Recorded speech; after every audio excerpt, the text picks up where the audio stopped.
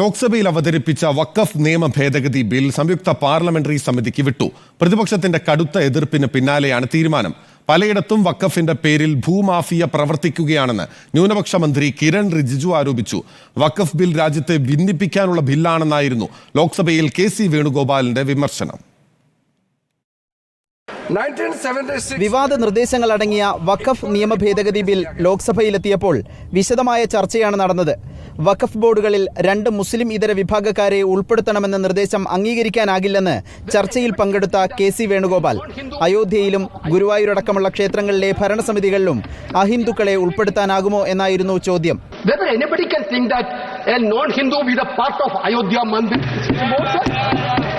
We are believing in, sir, I told that Guruvayur temple, there is a temple Devaswam board.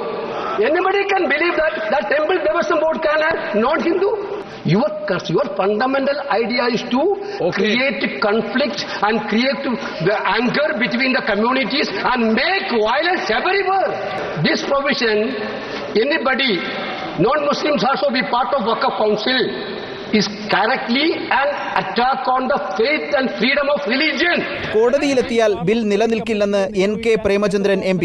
വഖഫ് ബോർഡിനെ ഇല്ലാതാക്കാനാണ് നീക്കമെന്നും bill ഭരണഘടനാ വിരുദ്ധമെന്നും ലോക്സഭയിൽ E.T. മുഹമ്മദ് ബഷീർ, K. രാധാകൃഷ്ണൻ എന്നിവരും പറഞ്ഞു. അതേസമയം കേന്ദ്ര ന്യൂനപക്ഷകാര്യമന്ത്രി കിരൺ റിജിജു ആരോപണങ്ങൾ തള്ളി. വഖഫ് ബോർഡിന്റെ അനധികൃത കയ്യേറ്റങ്ങളെക്കുറിച്ച് പരാതി ലഭിച്ചിട്ടുണ്ട്. ദുർബല വിഭാഗങ്ങൾക്ക് പ്രാതിനിധ്യം നൽകുന്നതാണ് ബില്ലെന്നും ന്യൂനപക്ഷ മന്ത്രി. वक्फ बोर्ड में ऑडिट और अकाउंट्स का तरीका प्रॉपर नहीं है, उसका पूरा प्रबंधन होना चाहिए, ये उस समय का रिपोर्ट में कहा गया है.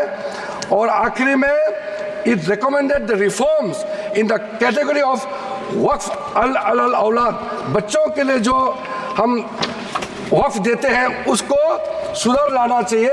ये 1976 का रिपोर्ट में कहा. ബില്ലിനെ അനുകൂലിച്ച് NDA ഘടകകക്ഷികളായ JDU-യും TDP-യും രംഗത്തെത്തിയിരുന്നു.